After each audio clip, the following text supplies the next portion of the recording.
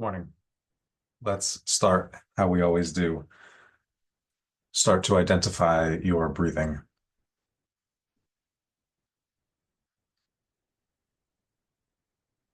And so we've been doing this for a few mornings. Maybe you're realizing that this already creates the frame of mind, just the find a comfortable seat, focus on your breathing. We're starting to create a rut and a habit that we enjoy, that we find useful.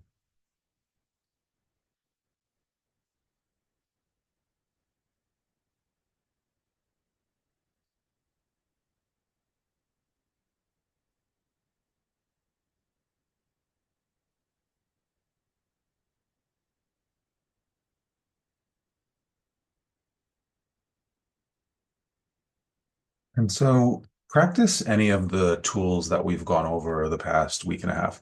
Maybe you practice the flow of energy up your spine as you breathe in, down your spine as you breathe out.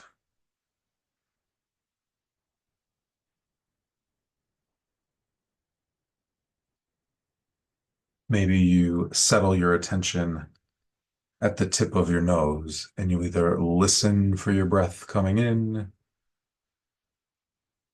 and going out, or you feel the sensation of your breath coming in and going out.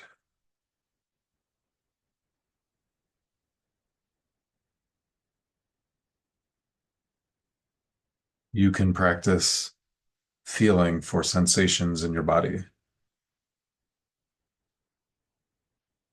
and not reacting to them.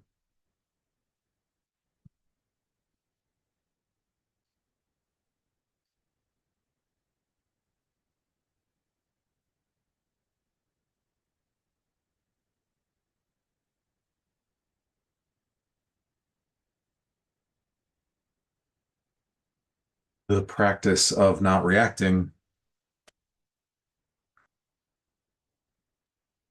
is useful when we use it to liberate our negative emotions, the emotions that don't take us where we're trying to go, the emotions that interfere with our goals or that are just commonly agreed are not that conducive to living in a society with other people.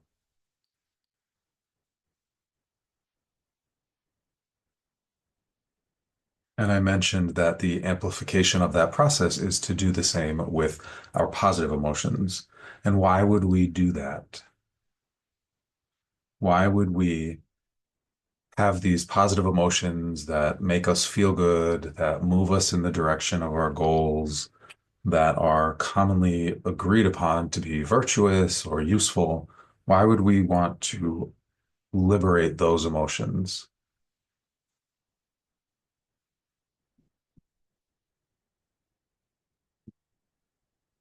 You stay focusing on your breathing.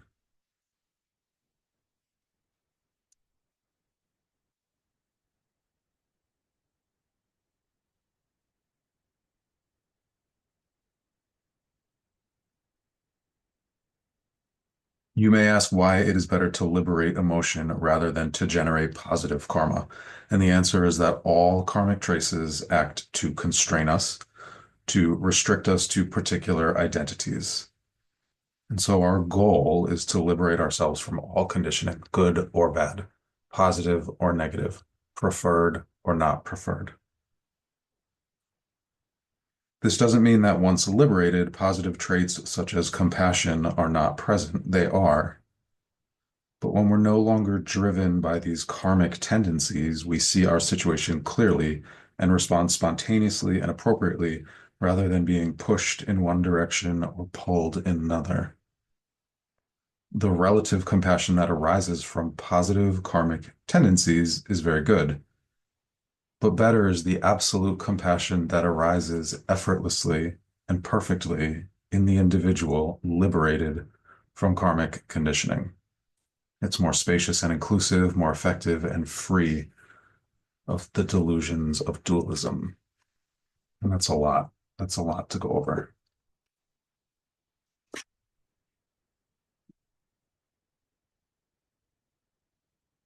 Once we can loosen our negative emotions and we can liberate them and we can allow them to not create ruts and habits, the amplification is to do the same with our positive emotions. Because underneath that is the structure of having influence in one direction or another.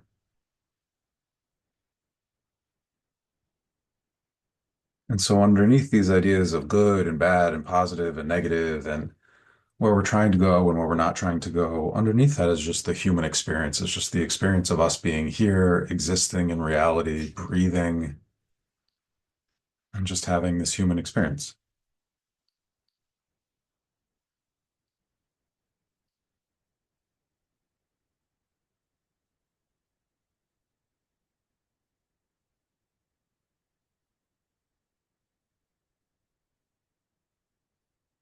So many veils and illusions separate us from the stark knowledge that we are dying. When we finally know we are dying and all other sentient beings are dying with us, we start to have a burning, almost heartbreaking sense of the fragility and preciousness of each moment and each being. And from this can grow a deep, clear, limitless compassion for all beings.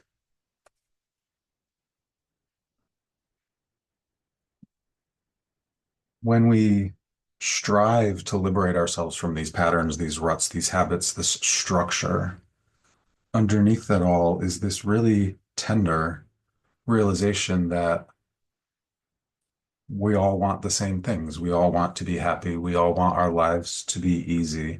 We don't want suffering. That's true of all of us. It's true of every person. It's true of animals. We're all here in this world, this dangerous place. And beneath all of that, beneath our ideas of good and bad,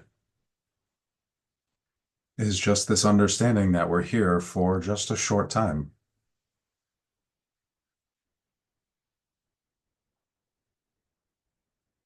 There is a famous, often cited quote from Rumi that beyond the ideas of right doing and wrongdoing, there is a field. And I think that is that field beyond good and bad, beyond positive and negative, where we just exist underneath all of that conditioning, underneath all of those habits, and underneath all of those ruts. We exist in this dangerous world as these fragile beings, and we're all here together and we all want the same things.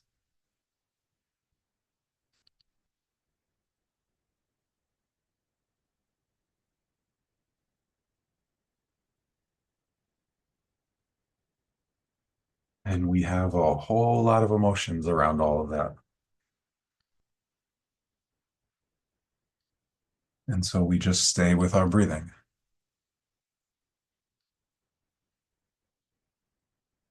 We always have our breath.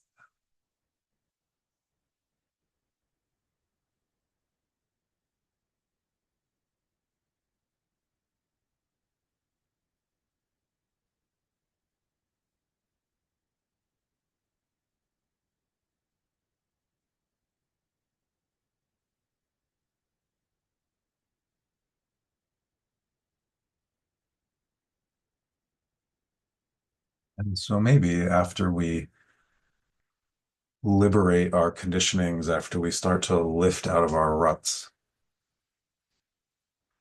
what drives our actions or what drives our thoughts can be this underlying bittersweet tenderness, this all-encompassing compassion for the fact that we're all here, we're all alive, and we're all suffering, and we don't want to, and we all have joys and sorrows and this whole mix of emotions and experience. And we just see our commonality underneath all of that. And we just breathe that in.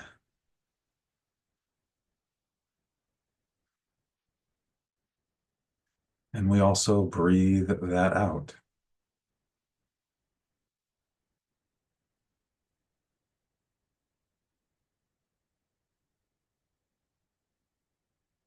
We share the same air. We share the same water. Our bodies are made of the same ingredients.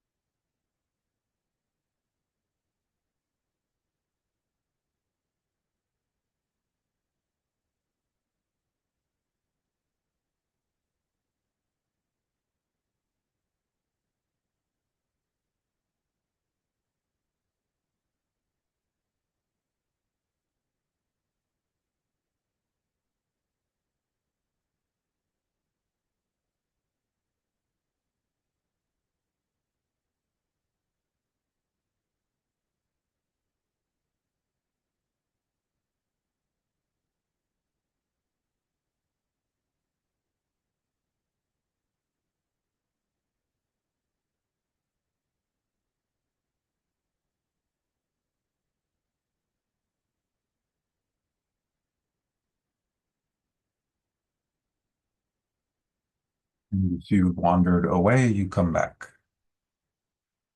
Come back to your breathing. That is the most important habit to develop, is you come back to your breathing.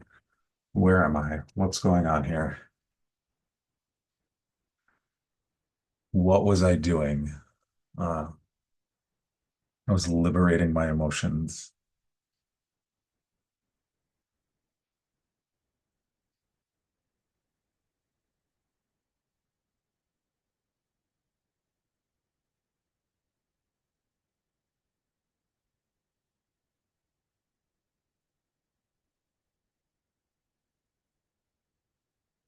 I was noticing how much I have in common with all living beings.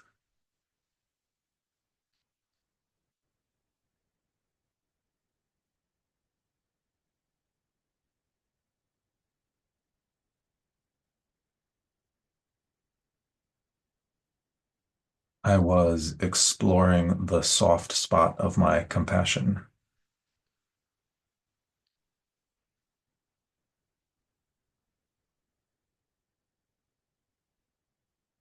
I was counting my breaths.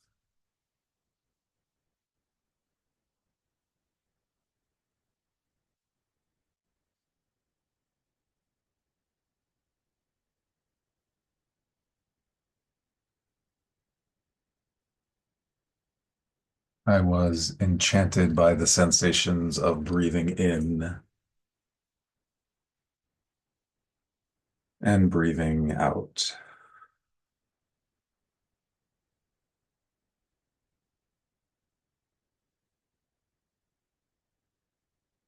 I was just sitting, expressing my true nature.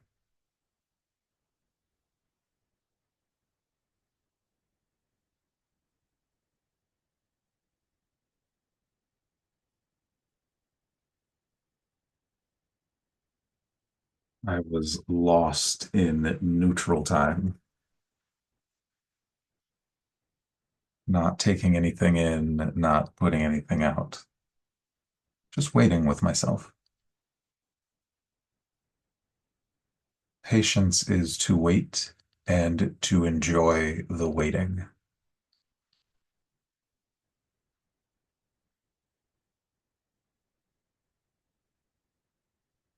And when you enjoy the waiting, it doesn't matter how long you wait. You just stay with your breath. You breathe in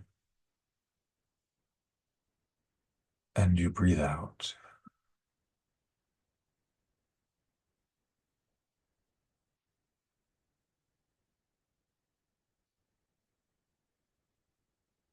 As you move through your day, see if you can allow opportunities to realize what is underneath all of our thoughts, beneath our positive and our negative thoughts.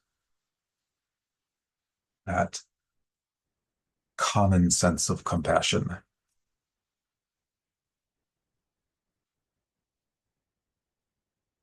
and we will see you tomorrow.